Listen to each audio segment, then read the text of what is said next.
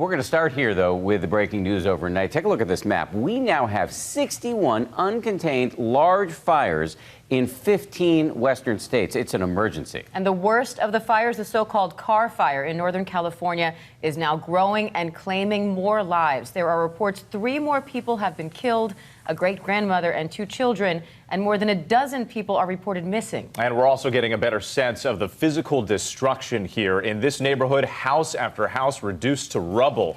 The effort to contain the fires taking a toll. These exhausted firefighters taking a break on the lawn of a house they're trying to protect. There are hopeful moments to look at this. These officers saving a fawn abandoned by its mother. But overall, this is an extremely dangerous situation, especially with the heat showing no signs of relenting. We have team coverage this morning, and we're going to start with Rob, who's right there on the front lines in Redding, California. Rob, good morning to you.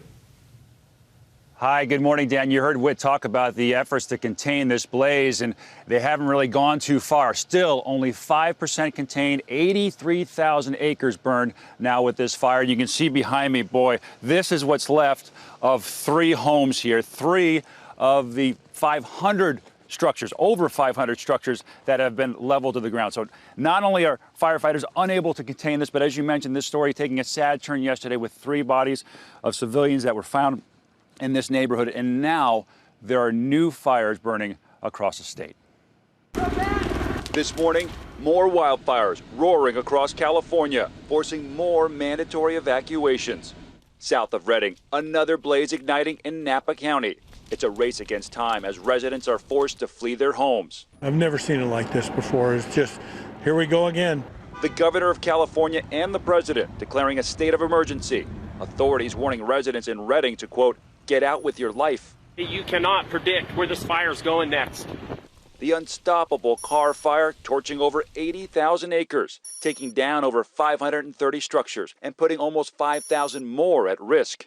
High temperatures, intense winds, and heavy smoke creating vortices throughout the fire zone. And that smoke so heavy it can be seen from space.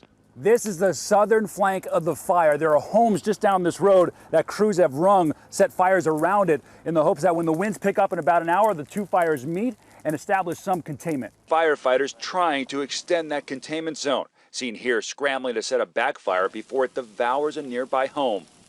We're seeing that help from Mother Nature is allowing firefighters to get up against the line and really put the fire out. More than 3,000 firefighters working throughout the night. The fire claiming 5 lives, including a great-grandmother and 2 children. And at least a dozen more people are missing. Over 38,000 residents have evacuated. Fires still raging in Southern California. More than 1,300 firefighters continue to battle the Cranston fire in Riverside County.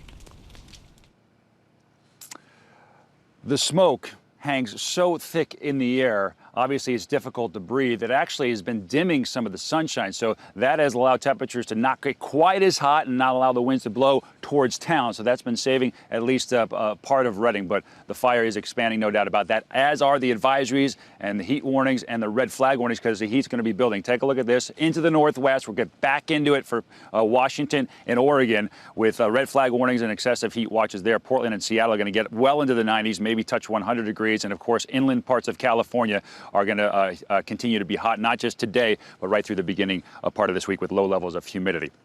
Marcy Gonzalez is also in the fire zone with more on how residents managed to survive and in some cases save their homes.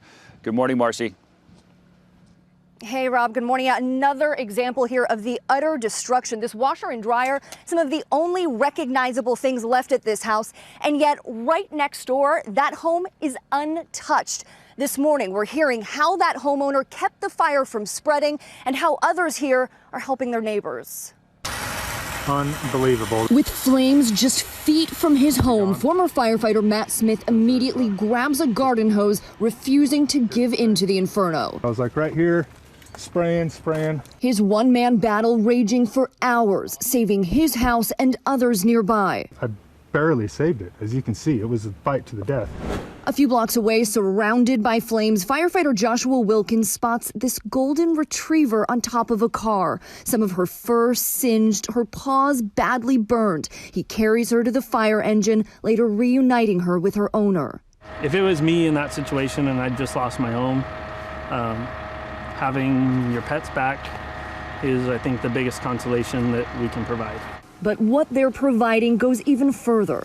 Kids started coming back to their homes, and it was all burnt, and so we gave them some stickers, but we didn't have any like teddy bears and stuff. So at the end of an exhausting 60-hour shift, these 3 firefighters decide to go shopping, stocking their truck with toys.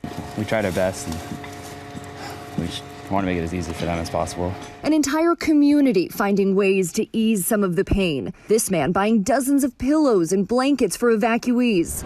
And at Mercy Medical Center, Dr. Ed Zawada coming right to work just after learning his home is among the hundreds destroyed.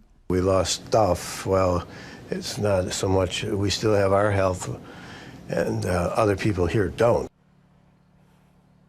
And he is one of at least 20 employees in that hospital who lost their homes but are still working these long days, coming in to treat patients, including some who were injured in this fire. Guys. Yeah, so many people selfless here, going out to help others while they themselves also need help. Incredible. All right, Marcy, thank you. Hi, everyone. George Stephanopoulos here. Thanks for checking out the ABC News YouTube channel. If you'd like to get more videos, show highlights, and watch live event coverage, click on the right over here to subscribe to our channel. And don't forget to download the ABC News app for breaking news alerts. Thanks for watching.